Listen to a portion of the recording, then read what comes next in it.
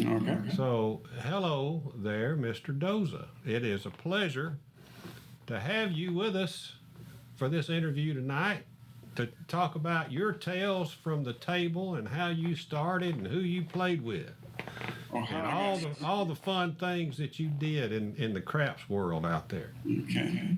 Well, how I got started, a friend of mine invited me to go with him to Las Vegas. I never been, and he loves craps like crazy.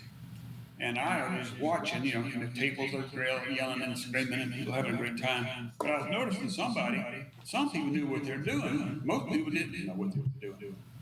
So, but after that Las Vegas trip, I got on the internet and started searching around, trying to find out who knows something about dice.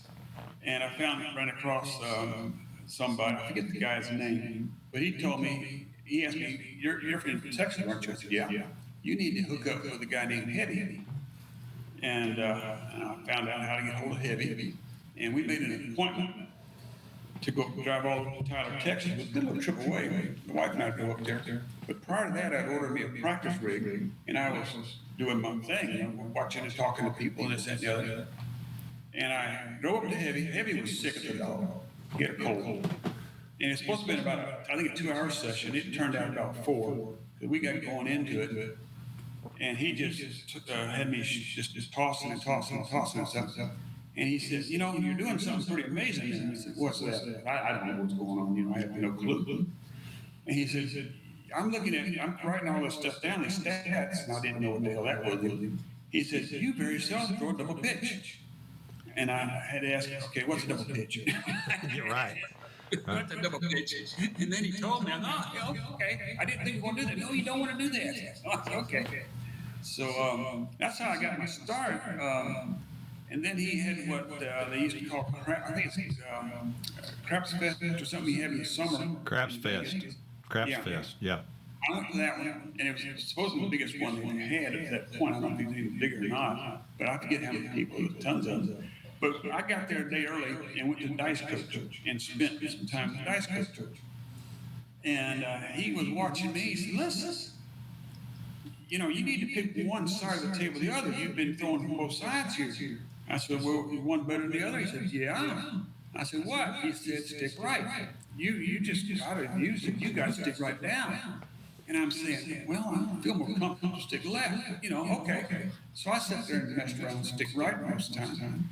Then I had my training session with Mad Dog. He's the writer of Bone Tracker. Yeah. And Irish Setter. Irish Setter was more the technician of the toss. Okay.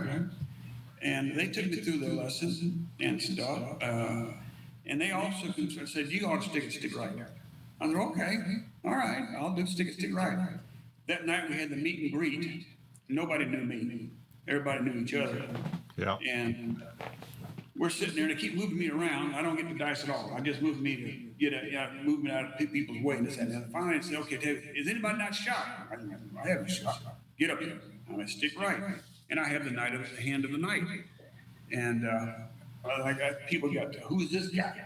Okay, and that kind of thing. It went on. So we went to the classes during that week. And I finished second in their no sevens contest. Only Mad Dog, the first time the coach ever won. Mad Dog won that. Okay, first time. And then they said, okay, we'll have the Golden Arm competition tomorrow morning at the what is it? One of the clubs on the strip, one of the casinos on the strip. And Heavy said, okay, we all know that D.O.S.A here has been showing us the most promise. We're going to give you first choice. Where do you want to shoot from? I told him stick left. And they look at what? What are you talking about? I said, well, no, I've been doing stick right all the time here, and I want to do stick left. And I learned something by watching Irish Setter shoot.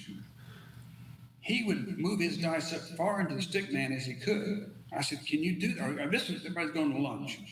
Yeah. And just help me with the craps table. Is that if the stick man will let me get away with it, I will. That's slow, just a shorter distance to toss. Yeah. And I said, well, okay, that's good news. I can live with that. And so we get there to this, I forget this casino's name, but they're on the strip. And I'm the stick left. And the dice are passed over here to Heavy to my left over here to start. So everybody's throwing but me. So I'm going to get the dice last. And again, I have the hand of the day. They call it the Golden Arms competition. I don't know if he still gets at that plaque or not. I got it around here somewhere. Probably not been over there. I don't think he's done it in a long time. Yeah, but that was the Golden Arms competition, I think he called it. And I got that thing. And that's really got me started. My next trip to Vegas was with a friend of mine named Sam Chifano. Now, he's not in dice at all. Just a guy I've known since '72. He's today in the hospital, but that's nothing.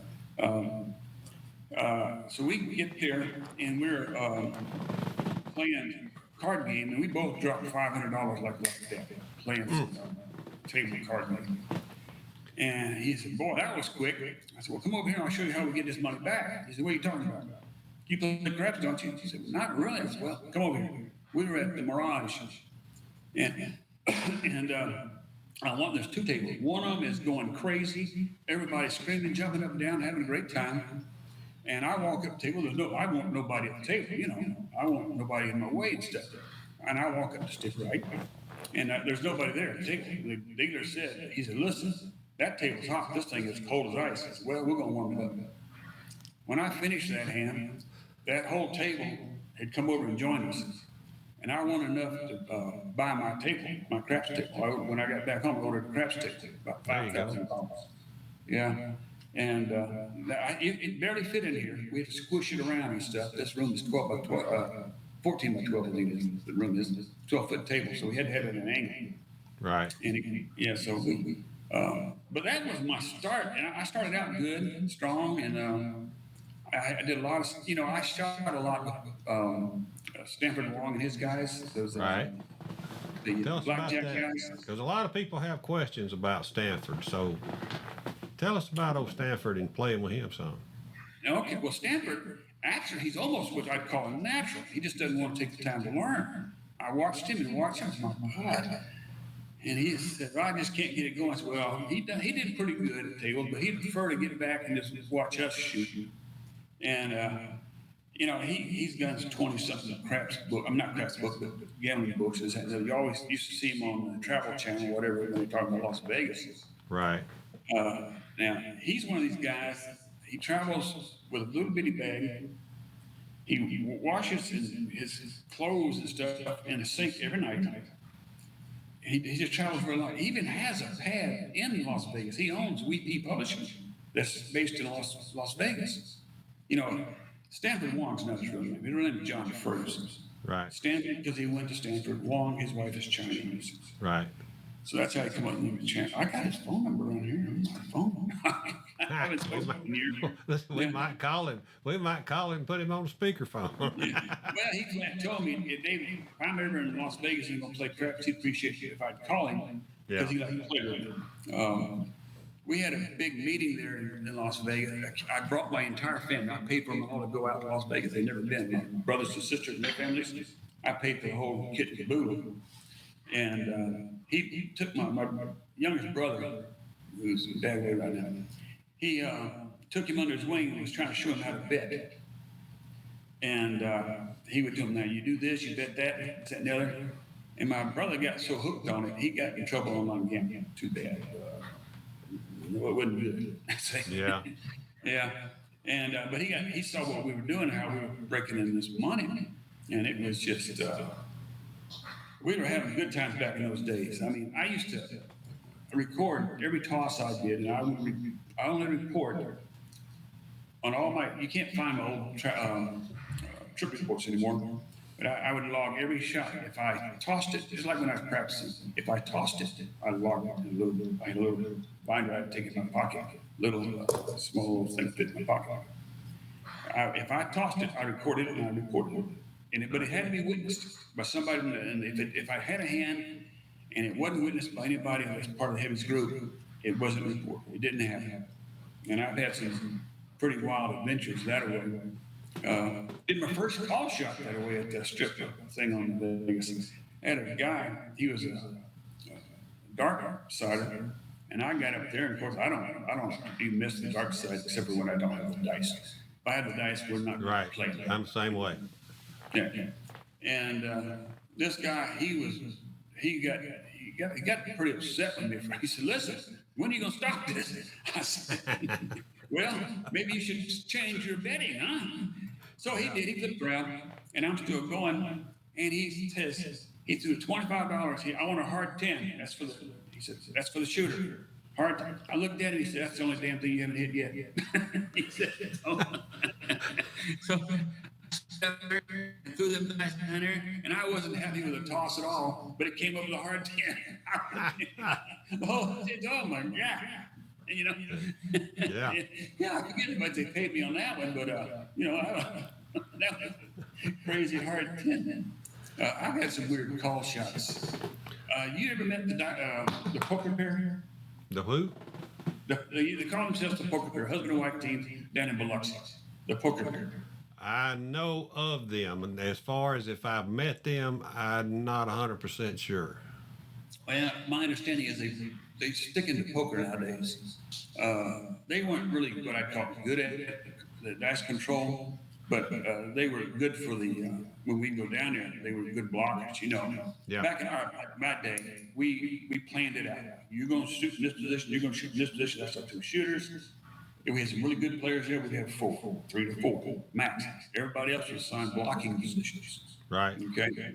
And like when you had Hindu Man and Elephant Man, those were the best 2 blockers I've ever seen. They would keep the chips out of the way, and that was great to toss them. And we're down in there at IP there in Biloxi. Yeah. And Scout was blocking for me. Scout, Pat Hayes, he's not around much anymore. You might see him down in Biloxi. So he lives in that area. I think he's in New Orleans really. But he broke off with Heavy's group some time ago. Well, him and Heavy just butted heads. Isn't it? Yeah. A lot of people butt heads in this business. Yeah, well.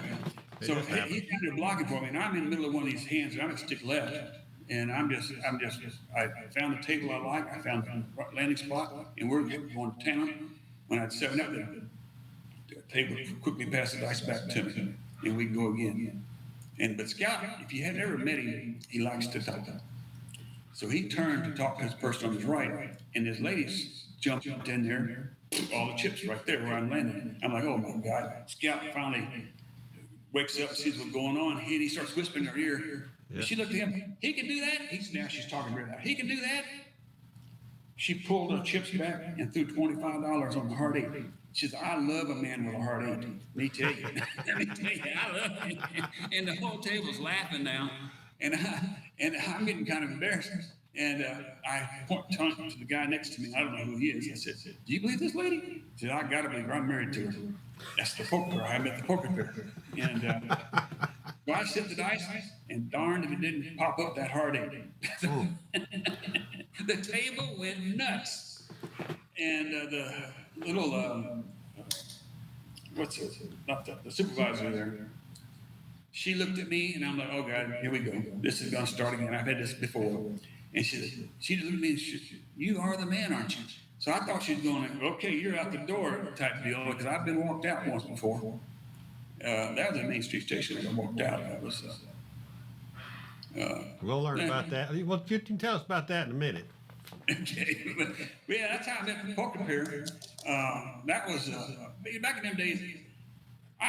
Heavy, and the guys tell you that when I let it be known I'm going to Vegas, people would show up. I'm going to this area, people would show up. When I showed up that time in the IP the first night, my wife was still checking in. I go to this table. There's a $10 table. It's packed. Another $10 table. Nobody. Of course, I go to the empty table, and I hand my cards to the guy, and he looked at me. He said, "Mr. Gunter." I said, "Yes, sir." He says, "We know who you are. We know what you're trying to do. If you throw an illegal toss, I'm going to toss you off the table. What do you think about that? Call no roll anytime you want. Throw me out if you want. That's up to you. This is your game, not mine. You know, you're seeing. I'm just a guest." Right. Said, "Well, I'll be watching." So I get up there, and I just can't get nothing going. I'm the only one at the table. So dice come back and put it, and I'm just just treading water, not doing nothing. So I decided I'm too tired at the trip there. And I noticed out of the corner of my eye, this guy over here standing watching.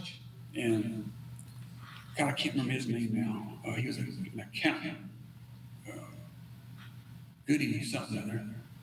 Oh, well, when I backed off and got my chips, I keep watching the guy. He goes to me. He points his finger at me. You're D.O.S.A, aren't you?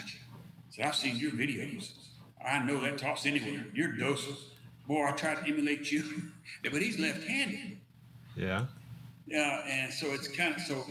Later on that trip, I get a cold. I mean, I am just sick as a dog.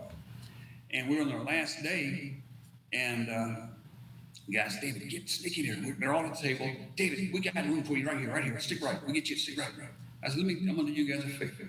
I'm dead. God, I can't think of his name now. I snuck him in and said, you will not be sorry. He's taking my place. And man, when I left there, he was just having a hand of his life. He was all ranting and raving. I didn't get any of that at all, but like I was sick as a dog. Yeah. And it just come down with one of those summer colds, you know. You nothing to do about it. Goody, maybe just goody. God, I can see him now. He's a left-handed accountant. I don't know if I trust a left-handed accountant. He is a. God, I can't do it. I can see him clean today, but my memory, I'll be 69 next week. You get old start. You ain't as old as Heavy. No, he's we're gonna miss that, and he has to step down. He really keeps that stuff going together. But I gave it up in 2008, first time because of the I had to change career fields because of the economy. My home construction business went under because of the economy, and so I had to go get a regular job. Right. I could not work. It's just something I can't. I mean, I've been out and retired now because of health reasons and stuff, but I just could not work back in those days. I had to work. And but yeah, I've had a lot of good times when for our viewers' benefit, I want to thank you for your service to our country. Your United States Air Force retired. Is that correct? That's correct. I'm also 100% veteran. That's something I wish I didn't have. Me tell you, But on this craft thing, I used to host here in this room when I had my table. Anybody come by, I'd just come in, let them shoot. I never charged a dime for anything. Never have. I had one guy pull up out here in his pickup truck. Said, listen, I've heard about you, and I knew that you were in town, so that's the reason I'm here. Because I don't believe in this stuff. I said, so show me what you got. I started tossing him dice. He went out to his car, his truck, and brought in a magnet. He thought my dice had magnets in it to stick together like that. He didn't understand the literally thousands of hours I put in to get my toss the way I wanted. There's holes where you can see my table felt. When I just started hitting that one spot, I just wear it out until I changed my target. I took off a piece of paper. He took off a piece of paper about, I don't know if you can see it, about that size. Hold it higher. Hold it higher. Can you see that? I use that a lot. It's exactly about the right size. He put that on one of my learning lesson with dice coach. He put that down. He said, "There's your spot." I'm like, I can't even see it, but says hit it. But you're wearing it out. And and that's when I stick right, sticks up. Now I got that access grip from stick right, so I like to use that. I don't know if you ever saw me do that thing about it. Well, a little bit. I mean, you were almost retiring from craps when the first time I met you. I may have met you. We may have been to Vegas in there twice. Can't remember. It was after COVID for sure, and I don't know if that was one time or two times. I know you tried to play and couldn't because of your injury. Yeah, I have trouble. The thing is, traveling. My back is so screwed up. Sitting on an airplane for a couple of hours just messing me up. Yep. But I enjoy crap so much. We're probably going to be moving to Florida next year, and I may buy me another table because they're supposed to be getting craps tables in the casinos there. But you were talking about hard eights a while ago. Now, tell me if this was you at the Four Queens with Heavy and his bunch, And y'all have been walking around, and I think the plaza had given y'all some free gifts, or Heavy had one, and one was like a little flashlight or something, right? Or a Okay. closet light. Tell you the story of the lights. Yeah. Okay. I didn't join them till late, and I only threw one hand. I got a call from Scout. He said, David, we need help down here. We're doing okay, but we're not doing great. And it was our last, we were leaving that afternoon, so I told Valerie, I'm going to take the car and I'm going to head down. It's actually a Main Street station. Okay. Oh, okay. All right. Now, I met them maybe it was the plaza we first met, and they were just walking out as I was walking in. We turned around and said, let's go down to Main Street station. Now, I'd had two hands at Main Street station, and both of them exactly 26 tosses long. And Nice. they were, they're 14 foot, 16-foot tables, if I'm not mistaken. They're a little bit longer than 12, maybe 14 foot, 14. Probably And 14. they're a little, what's that? So they were probably 14s, I think. Yeah, I think they're 14. And so we get in there and we start getting positioned. David, what do you want? I said, I'll stick left. And Heavy gets in a stick left one. Now, Heavy's a good size. So Oh, I yeah. stick left two on a 14-foot table. Let's get some balance to it. Irish setter starts us off, and he's at stick right, and he has a pretty good hand. I forget the exact numbers, but he then the Heavy gets a dice, and he has a good hand. And we're even, everybody was at the table.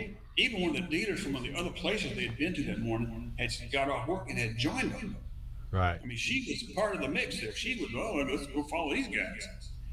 And then I get the dice. My hand, I remember it well, it was 48 tosses. 28 of them, 28. Now, if I probably should have pulled it out, the one that's coming up tonight. But 24 of the 48 were 6 or 8s. Yeah, it was, and the call shop. That's awful stout. Well, that tells you I'm consistent. Because I set, people know me, when I was posting, tons and tons of steps. I practiced every day, hours and hours a day. Yeah. I kid you not. Okay, and I'd get up at night, something be bothering me, something I wasn't seeing, something just wasn't working right. I'd wake up and go, I'm an insomniac anyway. So, it was no problem for me to be up all night tossing. And I'd record every toss. If I set the dice, I'd record it. Okay, so I had tons and tons of data. And the dice come to me, and I'm just wearing a 68 out. And Heavy has, what was it? He had 180 on the 8, and he took down 90, and I came right back with another 8. Yeah, that just cost me $105. Yeah. Yeah, thick voice of his, big booming voice. So he tosses out that 25 on a hard 8. He said, I want another one now.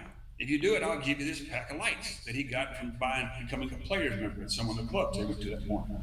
Right. So I got them lights around here somewhere, probably in that bin over there. I won't ever get rid of it. And I said, I'm throwing all these things. Now he wants a hard 8. And I got Irish Setter and Mad Dog at the far side. They're my blockers down there. Right. Okay. I said, oh, hell, let's set up that hard 8 up on top and go for it. And I threw it down there, dead cat bounce. I thought, because they've already warned me several times, these guys, about short rolling. I don't. I want to hit the back wall every time. That bottom rim, where there's no pyramid. That's the D.O.S.A shot. That's the D.O.S.A shot. I have no idea. I don't want to get in those pyramids. I'll tell you about the video in a minute. Remind me about the video, the slow motion video. I got that tape. But I set them things down there, I threw them down there, and if you get a medium bouncy tape like this thing was, if you hit it just right, the dice hit, it will come back a little and just stop. And I had them dice flying that day where they were just perfect together, and them things hit and did not move. And I thought, yeah, sure, I hit my landing spot, but they did not move. They just stopped. Oh my! The table went. If the table didn't react like it did, I probably had been walked out then. But the people went nuts at that table because they knew Heavy, and he had announced it. So everybody can hear this. He's put 25 right now. Hard to get his 105 that he thought he lost in the last 8. And, so, and that's now I did have a 7 in that hand, but it was on the come out. So I would get how many points I make. There's 6 and 8 just coming. Oh, it was crazy. I have to give me points on that. that I used to have that right here somewhere. I don't know. And even to me, it was pretty amazing. Even Irish said wrote about it. He said one of the most amazing hands he'd ever seen in his life. Because it's so consistent, but 6 and 8. Uh, it was just fun. You weren't in Vegas the last time, I don't think. Were you at Nate's place? I've been at Nate's place with you, yes. Okay, then I've only been there once, so it had to be together. There was we went. I don't know if you were there. The last day, we went to Four Queens, and they got me at stick left, and I had a good hand.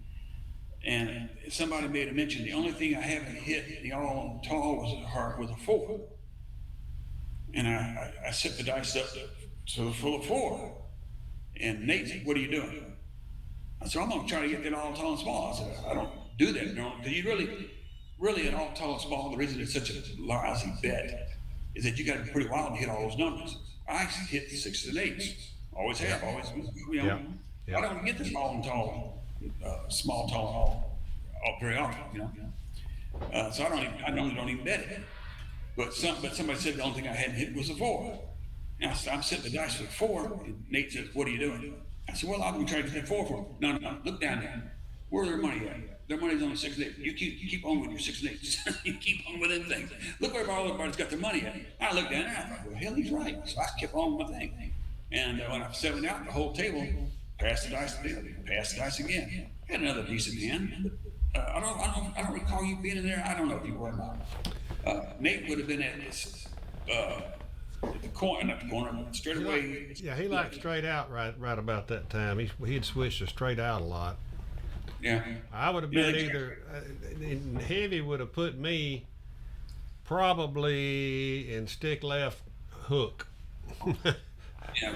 Because I used to shoot a lot with that group, and it used to always stick me at the hook because nobody likes shooting from the hook, and everybody else, you got good stick left 1s and 2 players, and you got good straight out players, and they go, "Ed, you're gonna shoot from the hook." So I had to practice shooting from the hook all the time. You had to learn the hook. Yeah. Okay. Yeah. So I got some. And I still like shooting from the hook. It doesn't faze me a bit to walk up to a casino and grab a hook. Oh my goodness! I don't think I know if I've ever shot there intentionally. I messed around at some of the heavies events during the training practice sessions and stuff. When I go to those things, Heavy wouldn't charge me because actually he know if I'd go, people would show up.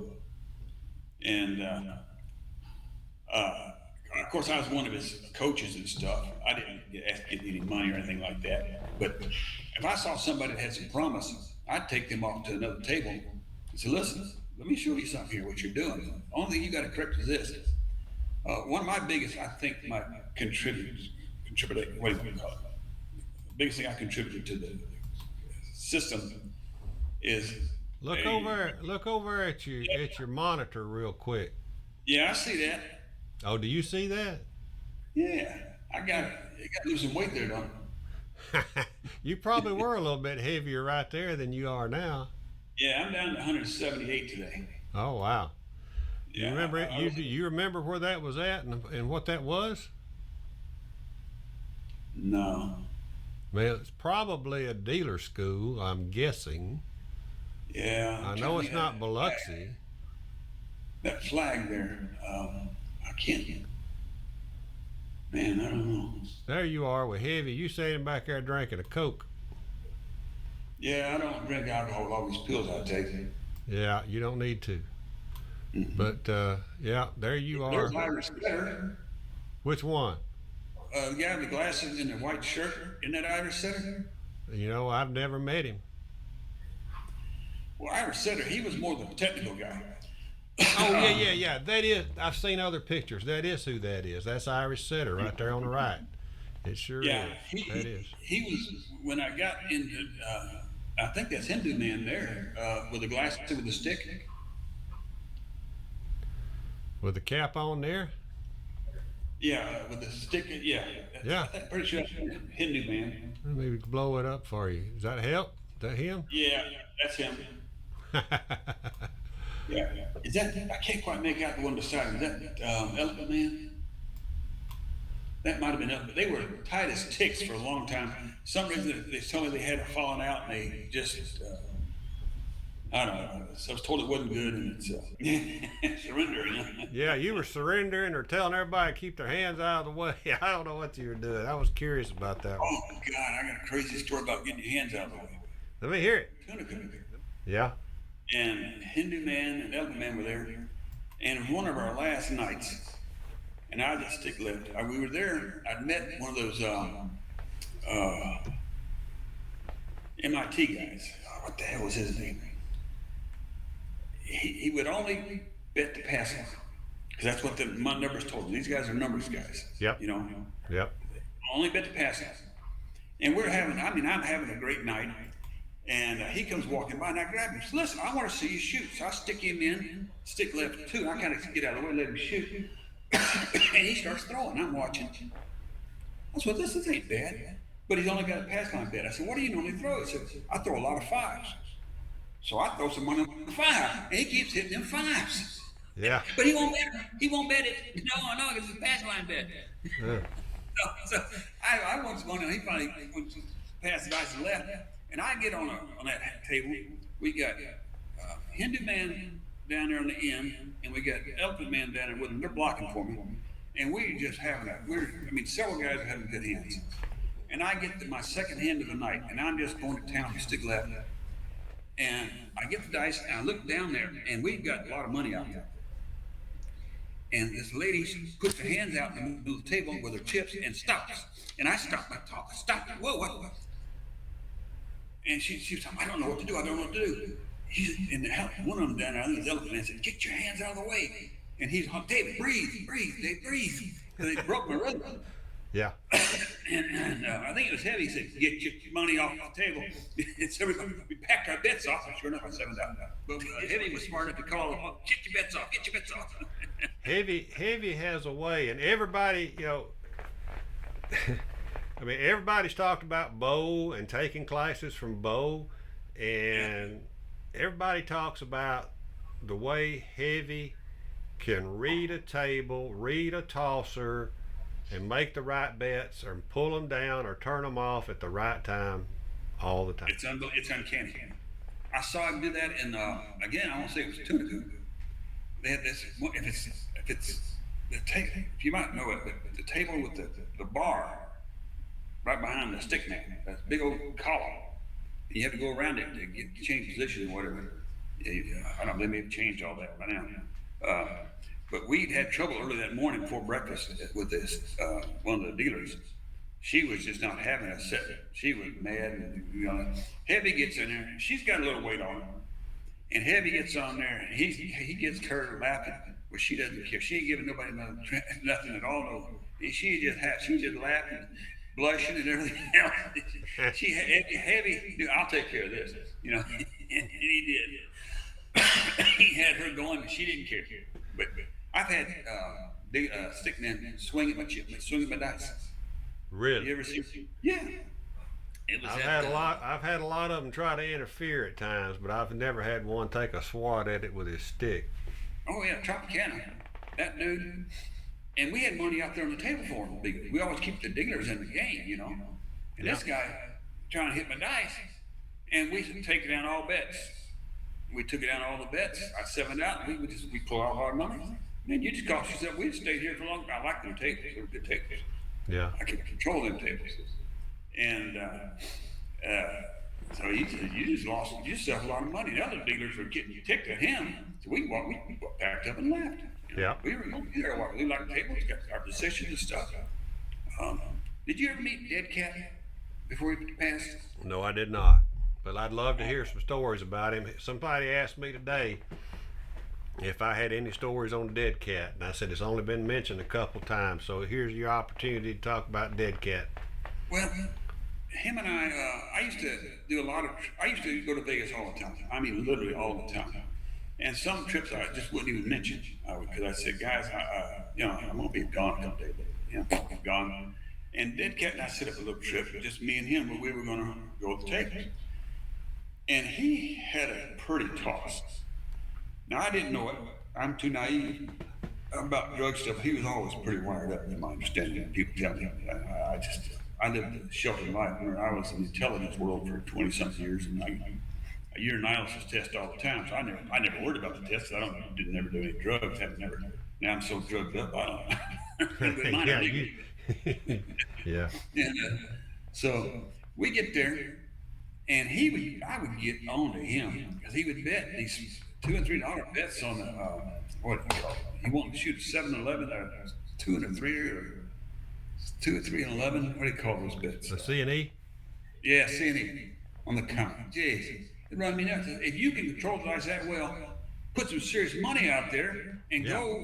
go with it. I But no, agree. he was just little bitty bets. And I was like, oh Lord, it run me nuts. And but we're down there, but we're doing pretty good. We're going from place to place. In fact, a bunch of guys that were down there, some way Dead Cat had told some guys that we were there, and they caught up with us. And we Dead Cat would stick right. He's left-handed, if I'm not mistaken. I think so. But he'd shoot stick right, and I'd shoot stick left. And I'm thinking he's right-handed now. I'm watching now and visualizing in my head. Anyway, he had a good hand, and this was off. I think I want to say the Orleans, New Orleans there off the Star Strip in Vegas. He had a really good hand, and I come up and had a really good hand. These other guys, we told them to just pass the dice, get it back up. No, they wanted to shoot you, and they were straight out and this that, and the other. And they were dice were bouncing all over the place. I just looked at Dead Cat. I shook my head, and colored up, and went to the next table where nobody's at. These idiots come and join us again. Well, we're winning money, and here they go with the dice again. They were too busy wanting to be tossers and not winners. Right. You know, you gotta go with the money. You got somebody that's got a hot hand. You got to go with that thing. I tell people that all the time, and heavy, and really I'm quoting heavy when I say it is, are you here to shoot or are you here to win money? Yep, absolutely. And that's, people don't understand that if you're out of position, just pass the dice to the guy that's throwing good. Yeah, real simple. It's real simple. My biggest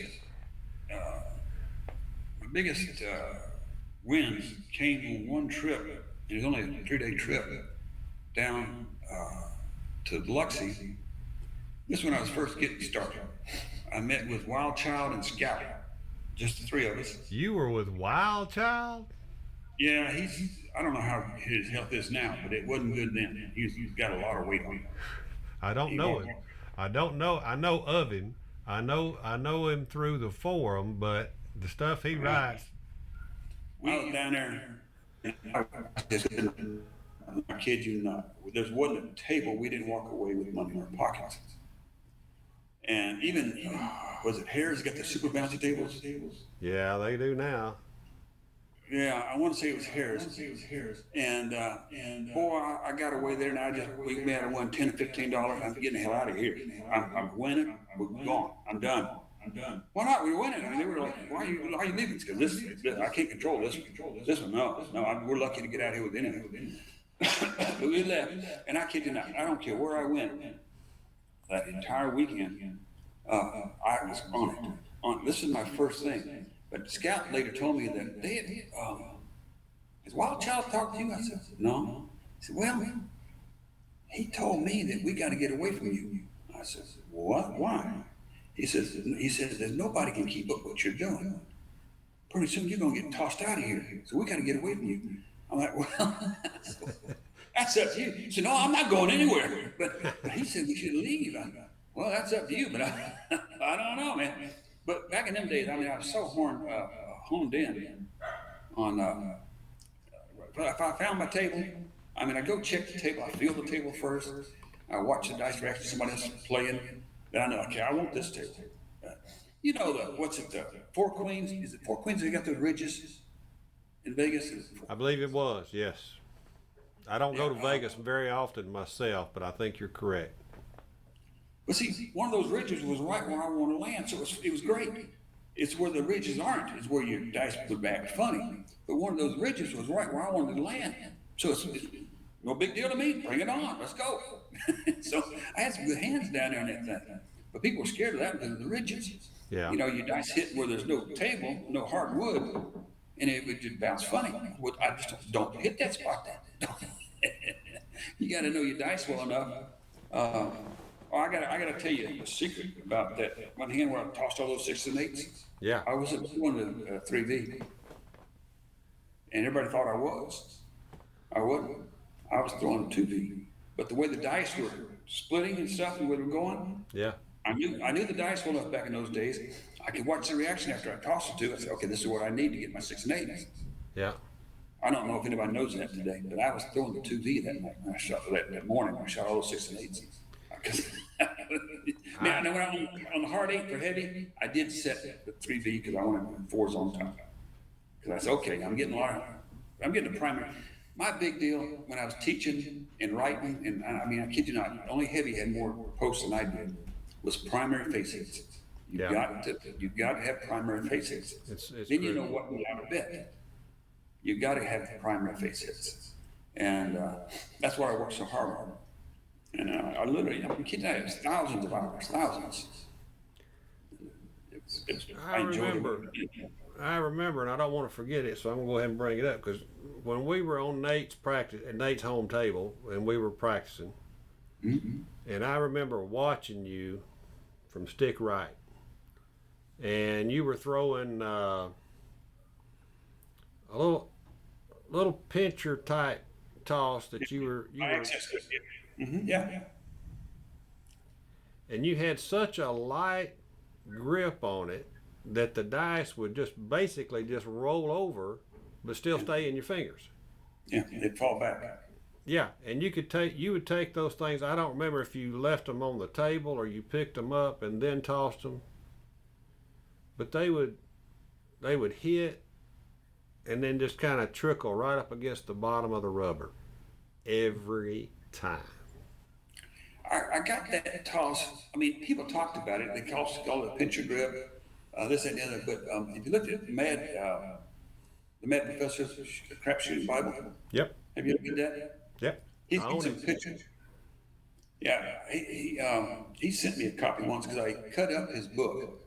I scanned it in and I'd post my thoughts on this. He said I could do this. I could post it. And his whole book, I posted section by section and post and explained what he was saying, how he was saying it, and how I would interpret that. And and he sent me another copy of his book just because I told him I'd cut it up to do this, so I could scan it in. And he just upset me. We had a lot of private communication, not verbal, but on PMs and stuff. Yeah. Because he knew that I'd practice a lot. And people would go back and tell him and stuff, what they saw with me and stuff. And I got from on heavy practice here months or so ago, I only check in maybe once a quarter nowadays because I get too jealous that I can't get back into it like I'd like to. Right. So Ottoman, he is a cop from Pennsylvania, retired man. He was down there with me one of the trips to, I want to say Tunica. No. Oh, he was on several trips now. Yeah. He was at the Vegas trip when I shot all the 6 and 8s. He was the one that lady dealer hooked on to so tight. Was that the same dealer? Was that the dealer that asked off early so she could follow y'all around and play? Yeah. That's amazing. I want to hear about that too. Well, see, I don't know much about it. I didn't get there after that. I only tossed one hand that day, that morning. Okay, yeah. That 6 and 8 hand, that's the only thing I tossed. I caught up with them, and I tossed one hand. I said, guys, I'm out of here. That's when they walked out of the casino. The foot to the door. All right, so why did they walk all of you or just you out of the casino? Well, I was busy worried about me. I'm not sure about everybody else. I was watching these guys. They just made sure I got to the front door. That's all. They didn't say anything. Didn't say a word. I don't know if they'd have stopped me if I'd wanted to go back to the table. Because there was 3 of us in suits on phones when this was all going on. Yeah. You know? But only through that one, what I would call illegal toss, a dead cat bounce. Yeah. That hard hit. And I didn't intend for it to end up that way. I intend to hit the back wall. Hell, I was in one place downtown once with heavy in the game, and I threw a dead cat bounce, and I'm like, oh my God. And the guy said, I bet you can't do that again. I said, I bet you I won't. I want that kind of attention, I bet you I Yes. won't either. Mm.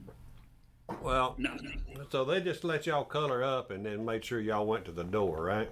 yeah, they made sure we went to the door. After I tossed that hand, yeah, I mean, we had pretty good hands in a row. You had Irish setter, heavy, and then the cell. I mean, if you didn't win money on that, if you weren't betting a 6 to 8 on me, you shouldn't be at the table anyway. Yeah, you need to be back somewhere else. Yeah. But it was a lot of fun back in them days, and I'd love to get back into it again. And I just might when they get tables in Florida. Go back to craps. Yeah.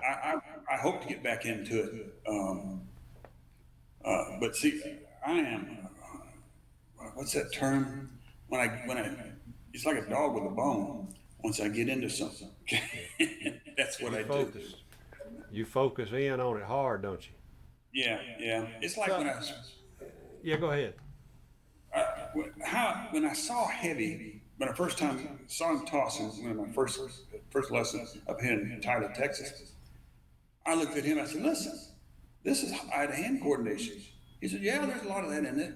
I said, "I can do it then." 'Cause I used to throw competitive darts. I was number 2 in the Air Force one year in darts in Europe, and I mean, I won all those tournaments to get to that level and play there. I should have won number 1, but maybe too much beer back in those days. So, yeah, I actually had it 1 and I just messed it up.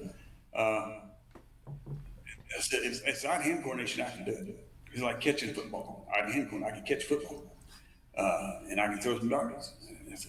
This odd hand coordination, I can make it work. Oh, I was going to tell you my one thing. I want to be 2 things I really contributed to the craps world. I don't have any dice here with me. Not sure. I'm the one that first started. They used to, when he was teaching it, you just touch the dice on the edges. Yeah. Okay. And I couldn't do that. I said, that doesn't make any sense. I would go all the way down the edges between the 2 dice and go that way. And I said, and I started talking and showing, demonstrating this. I can control the dice this way. And so that's more skin contact, more chance you have error. So no, not necessarily. You've got to get the feel of the dice. I feel it every time, and that's when Are you talking about? Let me pull this up here. Are you talking about going all the way down this way, or are you talking about this way? All the way down between the 2 dice. So you would have 2 dice, like so, right? Yep. And then you, instead of grabbing them up here, you go all the way. No, the overhand grip. Overhand. Oh, this way. Yeah, my middle finger goes all the way down to the bottom. I'm only touching it. You look at these fingers. I'm sorry, these fingers here. All right, so you're down there like this, Yeah. Yep. right on the seam, but you're all the way to the table almost with it. I am too. Okay. I'll have to practice that a little bit. You might be surprised what you can do with that. Okay. Stick left or stick right. I'll do it the same way.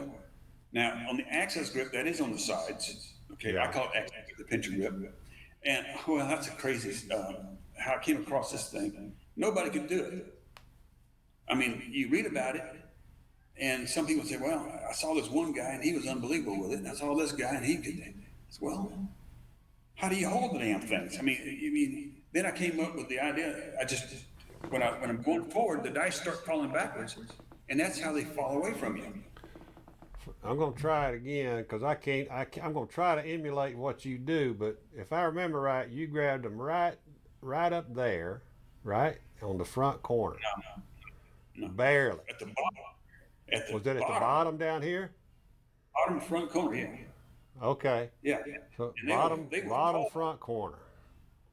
and you hold them so light that they're going to start falling And backwards. they would. I've seen you pick them up, and they would literally just turn just like that right there. I said I can't do Yeah. it. But Now I can move my fingers on those dice. If I want no spin, then I'll go to the bottom center. Okay, or anywhere in the center, you can toss it that way and get no spin whatsoever. You can move a forward spin on that axis grip. You can get a back spin. Depends on what you want to do. Okay, depends on the table. And I remember watching you do it, and you'd go, that's a single pitch, or that one's off axis. I mean, you would just look at it, and you just immediately would know. And I'd be like, standing there watching and watching. Everybody else was shooting stuff, but I was watching D.O.S.A. Well, like I said, when you did it as many hours as I had, I could just shit. I used to call it my shit shot. When I was shooting stick left overhand, and the dice would hit and run to the corner, oh shit. Yeah. And I did that once at the TI. They used to have this tall, blonde, good-looking dealer, and she was at stick this time. I threw it down there, and I said, "Oh shit!" I just suddenly threw it. I just backed away from the table.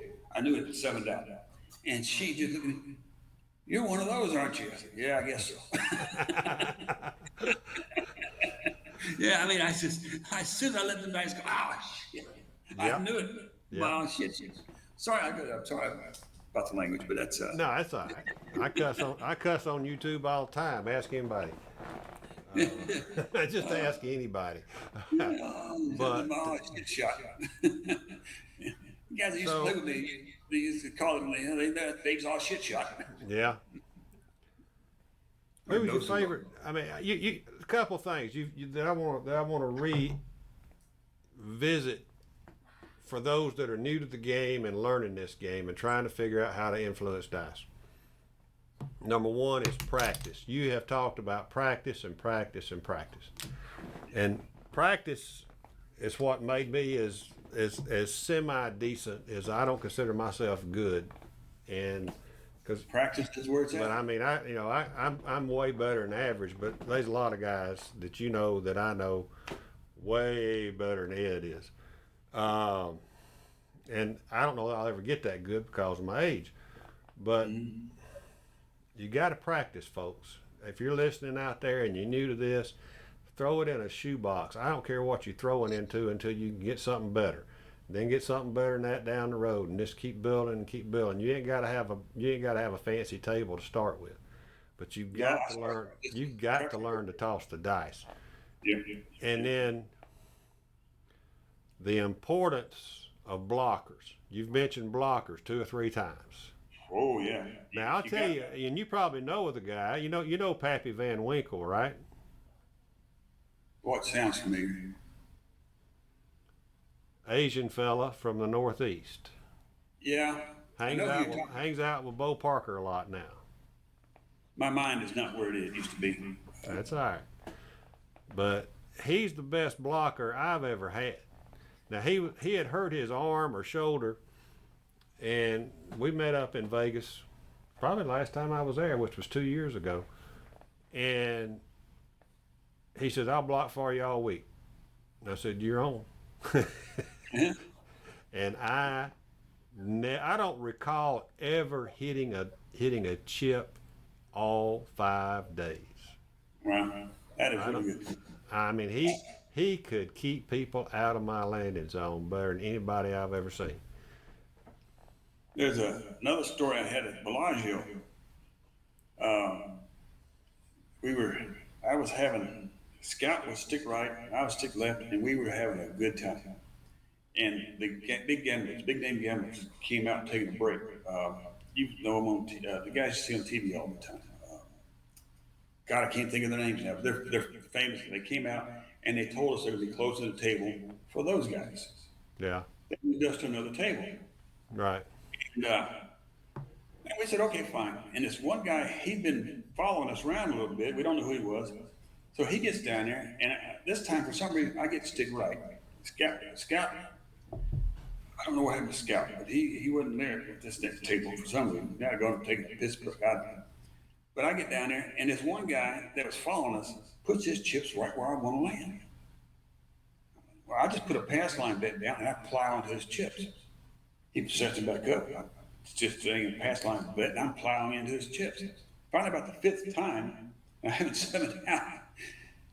He finally moves his chips, and the dealer looked around and said, "He finally caught the hint." Yeah. I got one time at Bellagio though. I got called down. One of the dealer waved over the pit boss. These are the guys they've been telling us about. I said, "What are you talking about?" These dice control people. This is one of them. And I think I've got the dice. This is one of them. What's he doing?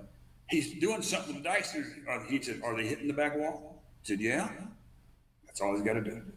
That's all he's got to do. But no buts. That's all he's got to do.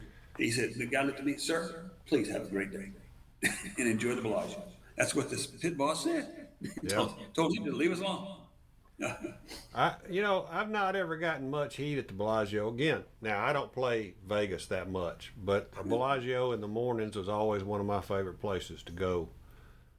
Little less crowd, less, smaller limits. They're all hungover. Yeah. But shoot, I had the dealers. There was a dealer in it was in Tunica somewhere. We got off the main strip somewhere, went down the coastal road a little bit. It was Scout, I and somebody else. It might have been Wild Child, the last day of that 3-day venture we had down there. I got the dice and I was going to town, and I told the dealer, listen, I'm gonna have to call it quits here soon. I gotta go get my plane reservations, plan out my tickets. He said, no, you ain't gonna know. We had dealers on bets, so they were raking in as well. And he called over to concierge. Listen, get this guy here. Give her your information. She'll go get that boarding pass for you. And so she does. She comes back with it. And I'm still throwing dice. And finally, I said, I got to get going.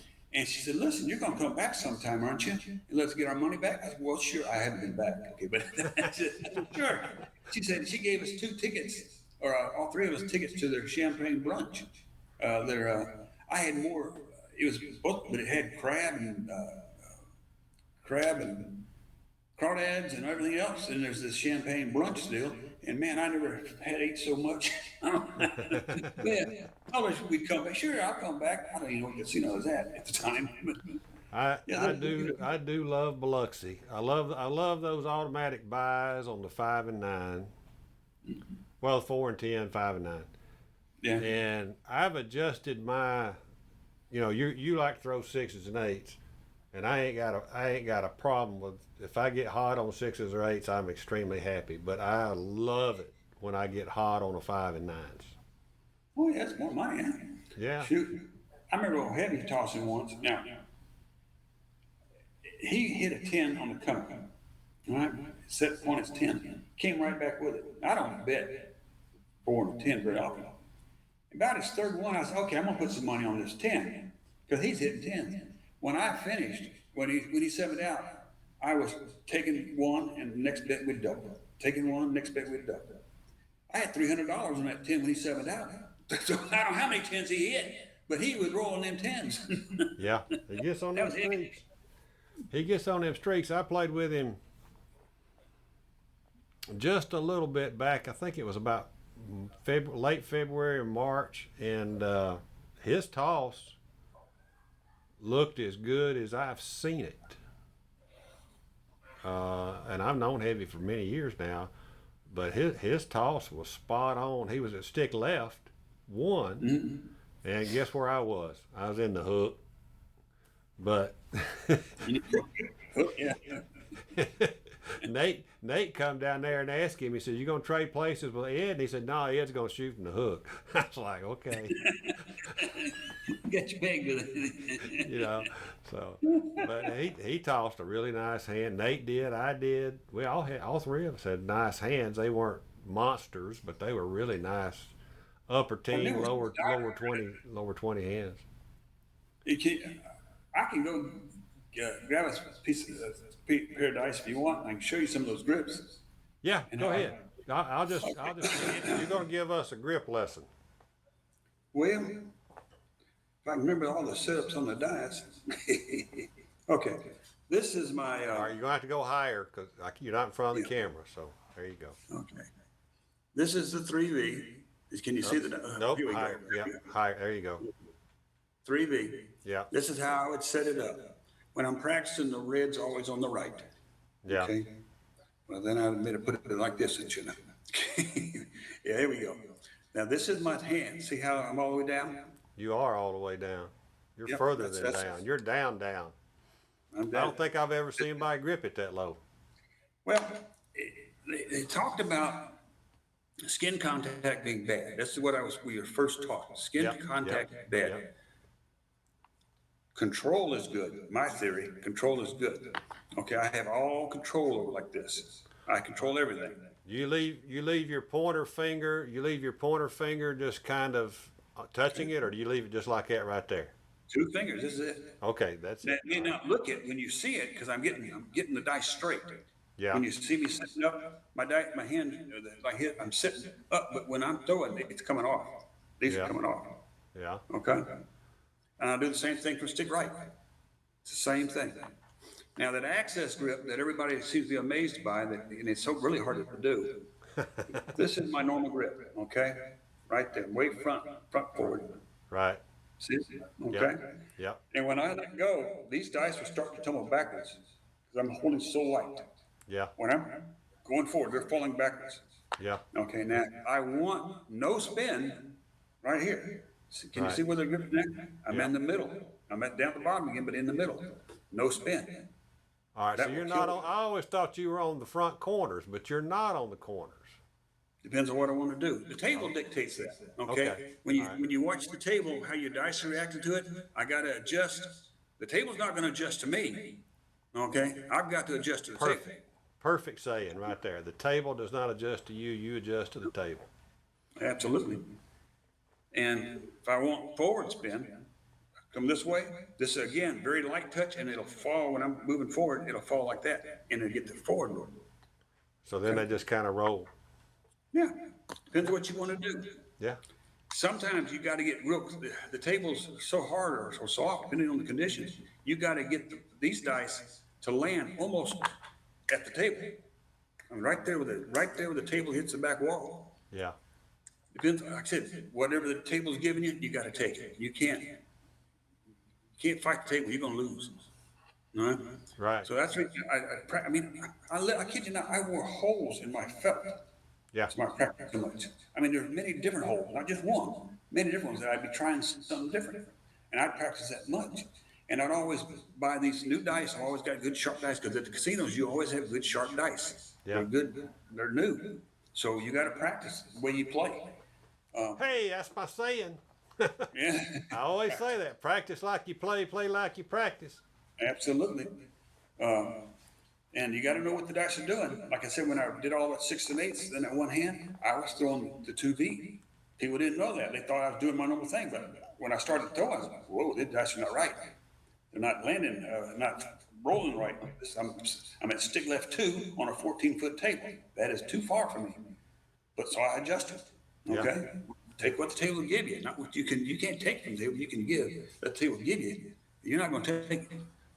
But I enjoyed all of my years of doing this so much, and it was so hard to have to quit. And you played with a lot of the legends.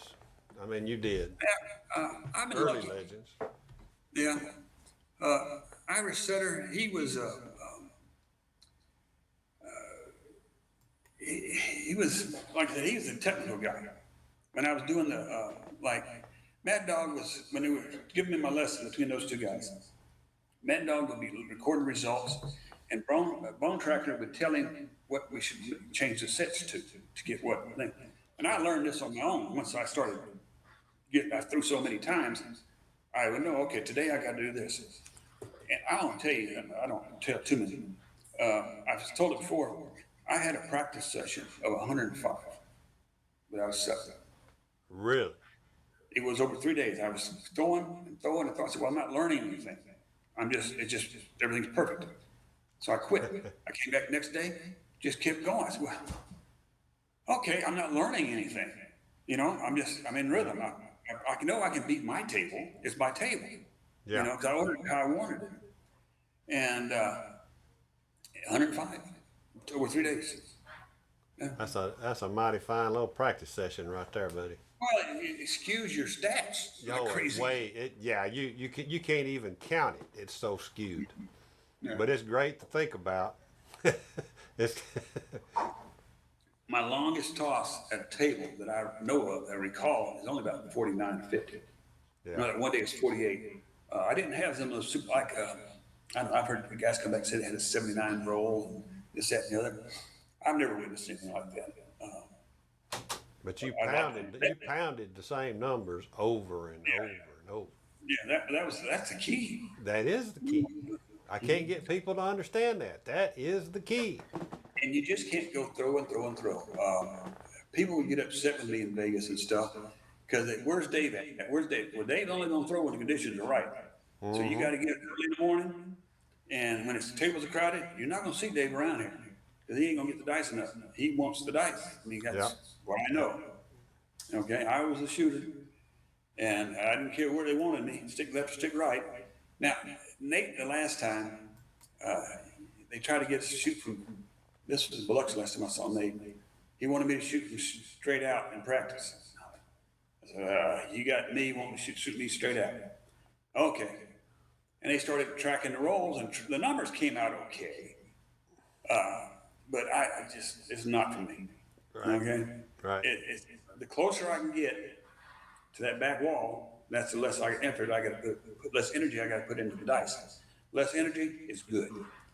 The less energy you can put in your toss, the better it is. It's really simple. I mean, it is rocket science in a way because all the dynamics that go into it. But you just, like you mentioned earlier, you just got to practice. Well, tell me about your. Go ahead.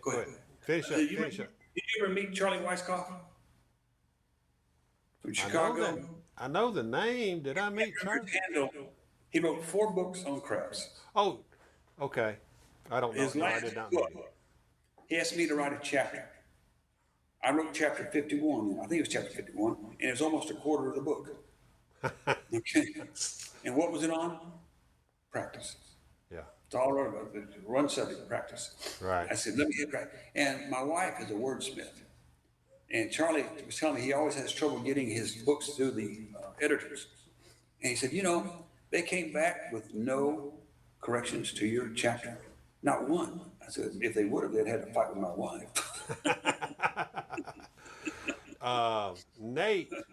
Nate actually, when I did an interview with Nate, Charlie 009, right? There you go.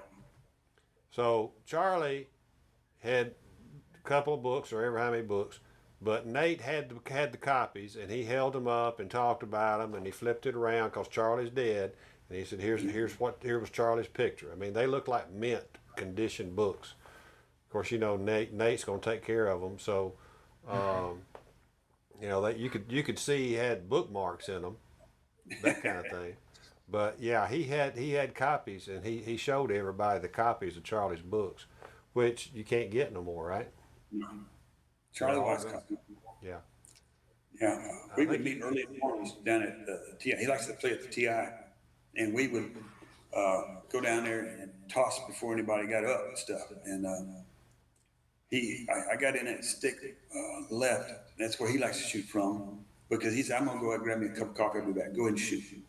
When I come back, my stack had grown considerable. He looked at me and looked at my stack, and he said, boy, it's probably the most expensive cup of coffee I ever bought. Yeah, exactly. Oh, he was a good guy. He taught you how to camaraderie. He wanted to get the people together. His crap site was the Dice Institute, if I recall now. Mm-hmm. Yeah. Yeah, I don't know if it's still going or not. I don't think so. I think dicesetter.com, I think, is still out there, I think. That's Irish Setter's thing, isn't it? Dice Setters. Now let's see. There's a lady that owns one of them now. The one that had all the Mad Dogs articles on it. Irish, that was Soft Touch was her name, right? Who else would have been Mad Dog, obviously. He initiated the bone tracker situation. Yeah. People have talked about Irish and his intensity at the table, that he was very, very intense. Yeah, he didn't. My first few times in Vegas with him, he wouldn't even bet with us rookies. No, he wouldn't even get on the table. No, he ain't putting on his money. Him and Mad Dog would go off together. Yeah. But Heavy would shoot with us and this, that, and the other. And later, when I got to be known a little bit, they would play Like they were when that 6 and 8 happened. They were at the table with me. They were blockers. that's that's impressive in and of itself that those two were blockers, right? Well, actually, Mad Dog was blocker. Irish was at stick right, and he started us off in those three big hands. Yeah, it was Mad Dog down at the far end. Mad Dog and Elizabeth Man was down there. Hindu Man was over here blocking, and Ottoman was over there with him. So was Scout. I mean, we had the whole table there that morning at the Main Street station. And we had it was us, just Yeah. Heavy's group. Yeah, everyone, and close that That's what you stick want. lady. That's what you want. Is you want to find a table like that you can just get the right people on, and all of a sudden somebody starts a hand and the table gets hot. And you want your shooters shooting and your blockers blocking. Um, and that it can be a beautiful thing. And It can. I look, I see when I go. Last time I was heavy in Vegas, you were there. But if you remember that we went to that M they call it M. Yeah, yeah. You know, my dice just barely creased the top of the rail. When I'm at stick left, now they'll get a little bit higher when I'm doing the access group. I'll get a little bit more up there. So I want the dice to drop down. The other when I'm shooting the stick left, if they're very much above the rail when they're flying, that's way too much energy. I'm getting up too high. Yeah. But so much practice. I keep harping on practice. My God, I kid you not. I bought that table and I just wore it out. Well, I'm on my second layout and I'm heading towards my third pretty quick. It comes up that way. It does. Oh my goodness. Because I used to practice. I don't practice as much now. I don't seem like as I did a few years ago. But I mean, I would come down here. Maybe I don't have a life, right? But That was I would come down here and throw 2 hours or so a night every single night. Oh yeah. And then in the morning, back then, this has kind of slowed me down a little bit. I don't get to practice in the morning, but I wanted that feeling because I like to go play early. I call it my coffee run. I like to go do my coffee run. And I would come, as soon as my wife would leave for work, I didn't have to leave for another hour and a half back then. Dude, I'd go get me a cup of coffee. I'd come right down here and I just played. For another 30 minutes, I'd toss every morning for 30 minutes just to have that feeling of playing first thing in the morning, because it's a different feeling than playing later on in the evening, Mm-hmm. You're not as tired, you're awake, it's a different, but your body's different, everything's different. So I wanted to experience or practice both ways every day, and I did every single day. Let me ask you a question. Have you ever seen the dealers pass the dice? What do you mean? The dealers pass the dice? Not the dealer, they control the guy sitting down. Supervisor there. Box man? Yeah, the box man. That's what I'm thinking about. One day we was in Vegas. Scout was a stick right. I'm a stick left, and he's having a good hand. But they warned him 3 times about hitting the back wall. He's got very little power in his toss, and he short rolls quite a bit. And they told him, "You do that again, we will pass the dice." Yeah. And he's in a good hand. And here I'm at stick left. They said, "All right, we're passing the dice." So he's having his big hand, and all bets stand up. The dice just changed. And I'm like, "Hello, I got to finish this thing up. Oh my God! If I screw this up, I'm really in trouble." I finished it off pretty good, but my God, I've never seen them do that before. But yeah, they pass the dice. I've seen them threaten it. I've never seen them do it. But here's another thing that I'll ask you then. Have you ever seen dealers taking money out of the tote stack and making their own bets? No, I've not seen that one. I see it in Biloxi with a couple of guys at the Hard Rock sometimes. If I get on a run, especially on them 5 or 9s, he'll reach over. I've seen this one guy. He's sharp as a tack. Dealer. He'll say, "Hey boss, give me some of them chips." He'll sling them out there to him, and he'll start stacking them up on 5s and 9s. I was And you don't see that. You don't see a dealer reach into his own back pocket basically by There was, taking money out of a tote stack and putting it on the no, table. no, they stuff in that as much as they can. There was a guy, God, what was that? I want to say it was in Vegas. Scout. I was a stick right for some reason. The guys are blocking down there. This guy walks up and bid 600 on the five and 600 on the nine. And I'm down there throwing, I'm hitting six and eights, right? And one of the guys, David, you see what that guy's got? And all I could see was the top chip was $100. I didn't see the black chip was on top. I didn't see what was under it.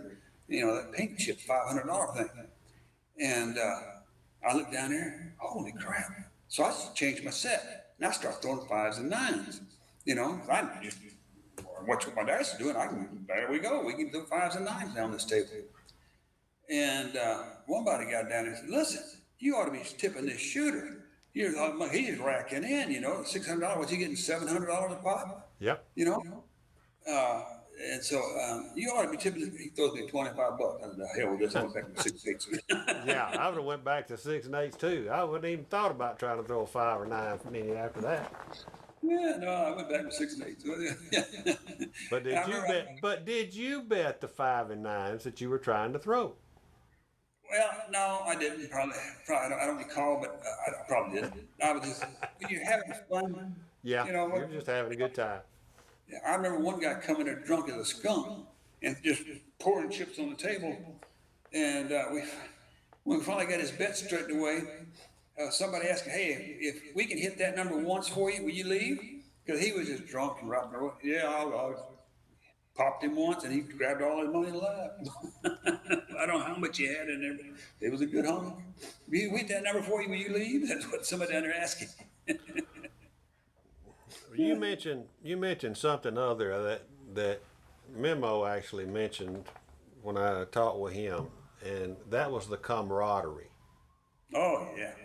Talk about the camaraderie and what it meant to you. Well, see, I'm still in contact with people from back in those days, back in the early, mid 2005, 2006, 2007 time frame. Memo, he lived in south of Texas here, and he'd come up here and practice on my table with me. Okay? Yeah. He lives here in town. He's a dentist, He's a great guy. Pat Hayes, Scout, we still touch base every now and then. And I just got back in touch with Ottoman. I can't think of it. Donnie, or Donnie. I think it's Donnie. He was a retired cop up in Pennsylvania. He was kind of cautious to meet me. He said, when Scout introduced us, he said, I want to be up front with you. I said, yeah, I'm a cop. I said, okay, what? Well, is what you guys say you're going to do is illegal? I said, how? And he didn't try to manipulate dice. He just wanted the chat and then the stuff on the boards. And he brought his brother with him, was another cop. And he said, well, can you really do this? I said, well, proof's in the pudding. Let's get to a table. Yeah. And we go up to this table, and I throw down there, and I 7 out real quick. And they pass the dice around. And I'm still watching this, and I 7 out again real quick. And Scout says, pass the dice again, pass the dice again. I'm at stick right.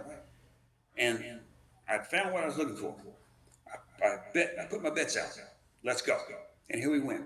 And his brother ended up saying after that hand, I've never won so much and lost so much at the same time. But he had so much money. He had so much money in his pocket and so much on the table when I 7'd out. He said, I never won so much and lost so much at the same time. And the thing was, I broke my toe on that trip. The end of the trip, I got up and I kicked the hearth here on the fireplace. And I was in the emergency room, and they said, all we can do is wrap it up. So I'm limping everywhere I go when I get Tunica, Biloxi, one of them. And I'm limping everywhere I go. And that one cop said, listen, you come up to Pennsylvania and do this, I'll come carry you. I said, I'll carry you. You just come on up. Yeah.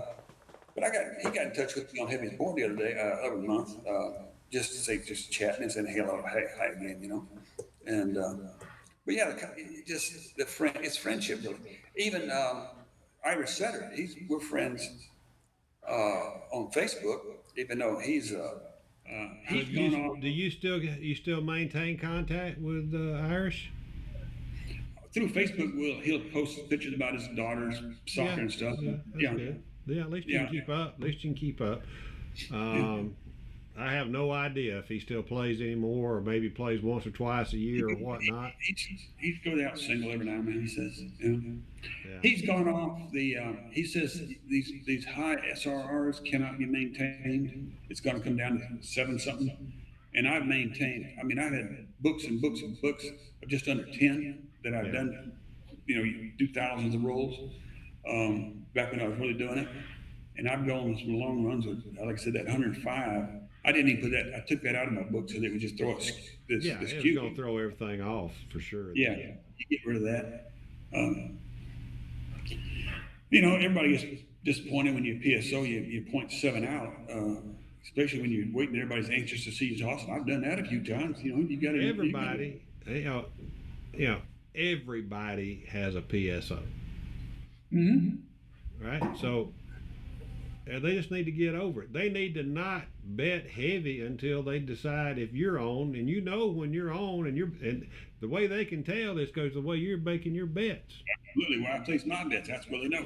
If Yeah, I'm the shooter, follow the shooter. He knows what he's doing, or knows what he thinks he's doing. yeah, You can still point seven out, and it happens. You know, the little game told me about playing. He would put $5 on a five or nine, didn't matter which. If you hit, that would give you a six and an eight. You yeah, know, $5, six and eight. Okay. And I forget the progression of it, and just let it go. When you're betting on a random roll, you know, you're not going to bet much on them. You're not going to go dark side. Just play a little $5, five and nine, and just you more or less just building up your kitty, I mean your bets, and finally start taking it. If the guy could keep rolling, yeah, you know, but you only got $5 invested. yeah, Yeah. So it was a neat little progression. You can figure it out. It's $5, and then you go to six and an eight. yeah, Hit one of those, and this, that, and the other, and just let it run. yeah. Yeah. So you tell me what's the most important thing to you about your career? Because now most people, you know, 99, unless people were from Heavy's group, they're just now meeting D.O.S.A, and D.O.S.A's not playing now. What was one of the more important things for you in your career, getting you?